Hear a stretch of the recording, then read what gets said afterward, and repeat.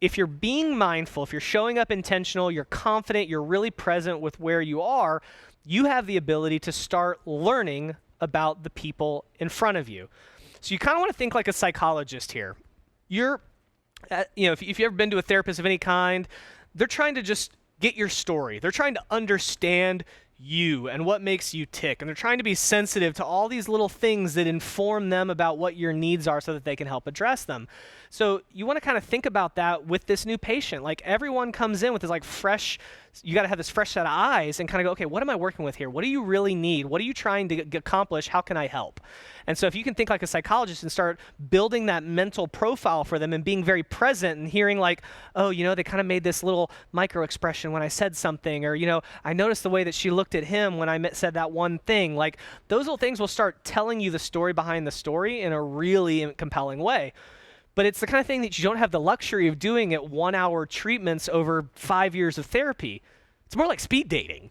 It's like you're in that restaurant with like a name tag and, there's like some goofy bad MC who's like sitting there with a timer or a bell or, playing a song every 2 minutes, and you're hopping from one table to the next trying to get to know that person in a couple minutes. And it's like, you have this like 2 or 3 minutes to sit down and like size them up, and then it's like, ding, on to the next one. Did I make a connection? So if you can think of it like that, of like, I want to be a psychologist, but I want to do it fast, that's really going to help you.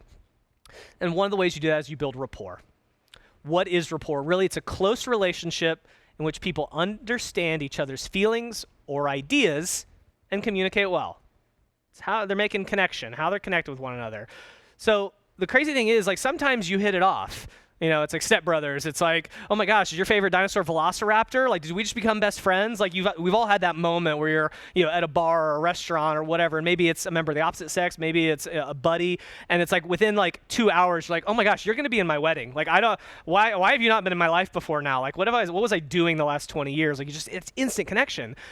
And it's easy to write that off as like, oh, well, that only happens once in a while. But the reality is it can be built and developed. It's intentional. It is a skill. Some people are more natural at cultivating those kind of relationships based on how they grew up or jobs they've had. If you've been in hospitality or, people maybe did like theater in college or something like that. Like, there's a lot of ways that things can shape you and mold you to naturally do those things. But you can absolutely be intentional about doing it. First one, I talked about this earlier this morning. What's in a name? Use the other person's name early in the conversation. One, it's polite, but it also reinforces their name for you so you don't forget it. It's not a big secret. Most people would know this if they gave it a lot of thought, but everyone's favorite word in their native language, English, Spanish, French, German, Swahili, is their name. I'll prove it to you. The next time coronavirus allows you to go to a public environment where there are serving staff of some kind, a bar, restaurant, whatever, ask the server their name when they first come to take care of you, especially if they don't offer it. And if they do offer it, just like confirm it. Like, sorry, my mic there. Confirm, did you say it was Mike? Let me just make sure I heard that right. Great. If you're in the room and they're 20 yards away, you'd be like, excuse me, ma'am, miss, sir, dude, brother, hey, pal, you, excuse me, nothing.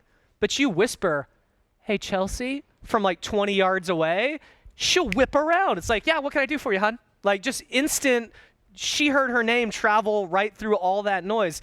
It's great at a bar or in a crowded environment, which we may never get to have again, but theoretically, if you're ever in a bar and can order drinks, learn the bartender's name. Everyone's sitting here going like, excuse me, no, but if you just be like, hey, Mike, can I get another round? Boom, whipped around. Yeah, you got it, bud. Like, instant better service just by taking the time to learn their name. And the same thing with these people. Tracy talked about it earlier.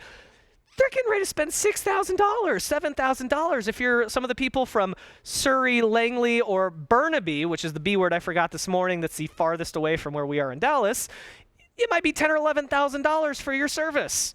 If they're going to drop that kind of coin, they deserve to not be called mom. Or, hey, guys, because you were too lazy to take 2 minutes and look at that. And that's everyone who's touching them. You all have a chart. It's a cheat sheet. It's like they're wearing a name tag if you'll just take 2 seconds to glance down and read it. So no excuse to not know their names. Get it right the first time. Hopefully whoever took that new patient call wrote it down, spelled it phonetically, and made sure it was actually their authentic, Christian or otherwise given name. It's, don't call him Mo because you're lazy. If he prefers to go by Mohammed, let him call him Mohammed. Like, that's his name. He wants to be called that. So many people, especially if they're non-native Americans, it's like they have that like bastardized American name that somewhere along the way they were forced to adopt because the barista at Starbucks was too lazy to learn how to spell it. Like, just take a few minutes and you are already heads and tails above it. And that goes for really complicated names with 13 consonants and 2 vowels. And it goes for something like Kirsten versus Kirsten. Like, just learning it and saying it is a key. Get the phonetic spelling if you can't. Sound it out on the page. And then the last piece of that is use it 3 times in the first meeting. What I find is when you first meet someone, like they walk in, hey, you must be Jorge, good to see you. You're using it to them. They're hearing it right out of the gate. They instantly feel connection. By using it, it's like hitting snooze on your brain's memory. You've got like maybe 10 or 30 seconds to like use it again without spacing. And this is more like for the parents or people who are coming in. Obviously, the patient, you should know their name because it was on the paper. But when you use it, it buys you a little more time. If you can use it again, so it's like, so Jorge, how was your week this week? Or so Jorge, how's coronavirus treating you? Hey Jorge, how are the kids doing back in school? It's organic. You're just working it right into the conversation. But now because you use it again, your brain's like, okay, I think I can remember that. And now you bought yourself maybe like 15 minutes.